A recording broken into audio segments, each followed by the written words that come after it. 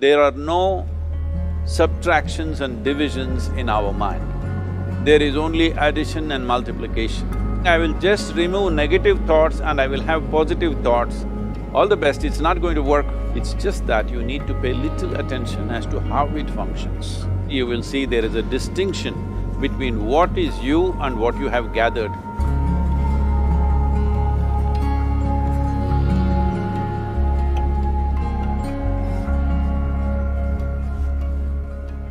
Well, see the way the question is asked and also the way normally it's addressed is, people think there is something called as negative thought and positive thought.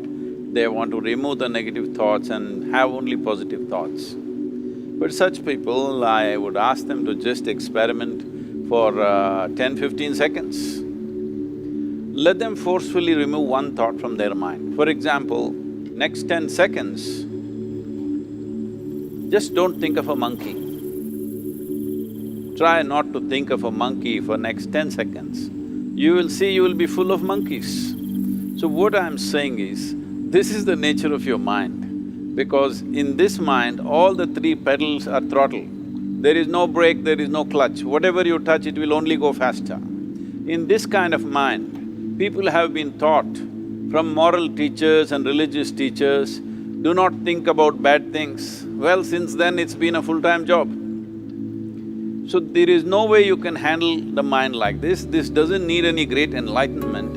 If you spend 2 minutes with your eyes closed, you will realize you cannot do anything forcefully with this mind. So, I want to remove negative thoughts. Do not ever go in this direction, because what you want to remove will become your quality. Always you will be on it. So what should I do?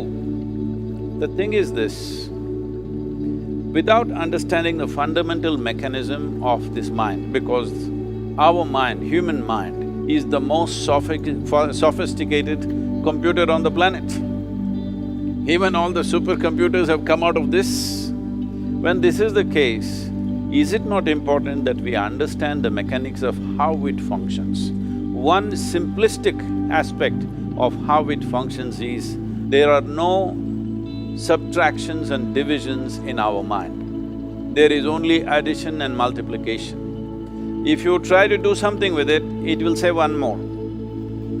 If you try hard, it will multiply into many more. In this mind, you don't try to identify what is positive, what is negative and try to remove it. First of all, one needs to understand, this mind of yours, this body of yours is supposed to serve you. The life that you are is important. Body and mind are vehicles that must serve us. If you sit in a vehicle, it must go where you want to go. If it goes to its own destination, what is the point of such a vehicle? It's just a nuisance. Right now, most human beings are unfortunately experiencing this fantastic possibility of human mind as a nuisance, as a troublesome thing. Well, this is the most beautiful thing you have. It's just that you need to pay little attention as to how it functions. One simple thing is this. First and foremost process is, that's why we put out this process called Isha Kriya. This is to distance yourself from your physiological and psychological process. There is something called as you which exists. This is not a composite of all your thoughts and emotions and physiological processes. Beyond that, there is you. If you close your eyes, even if you cannot see anything, you're still there. It is through the window of your eyes that you're looking out, but if you close your eyes, it doesn't mean that you don't exist, you still exist. So beyond your thought, you still exist, beyond your emotion, you still exist. So that you, the life that you are, this has to come into your experience. Why is it that you're not allowing that to come into your experience, which is the most significant aspect of who you are? Who you are right now, the most significant aspect is, you and me are alive right now, this is it. What I'm thinking, what you're thinking is not the important thing. We are alive right now, that is the important thing. So, it is important that you focus on this fundamental sense of aliveness within you, and then you will see there is a natural distance between you and your thought process. Once there is a distance between your psychological process and your physiological process, this is the end of suffering. Because there are only two kinds of suffering that human beings go through, physical suffering and mental suffering. Once you create a little space between you and your mind, between you and your body, this is the end of suffering.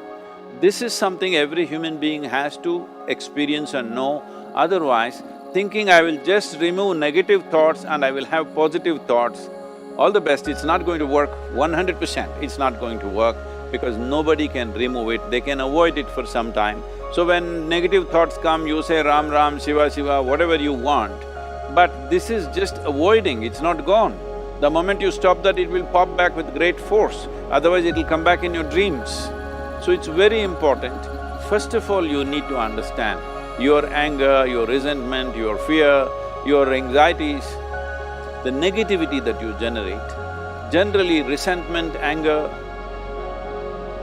it is always directed towards somebody. But we need to understand this is poisons that we are drinking and expecting somebody else to die. Fortunately, life doesn't work like that. If I drink poison, I die. If I drink poison, you don't die. So, we need to understand this. When I say poison, today you can have yourself chemically analyzed. Right now, what is your blood work, what it says? 5 minutes of intense anger, check your blood work and see, there will be lots of negative elements in it, literally you're poisoning yourself.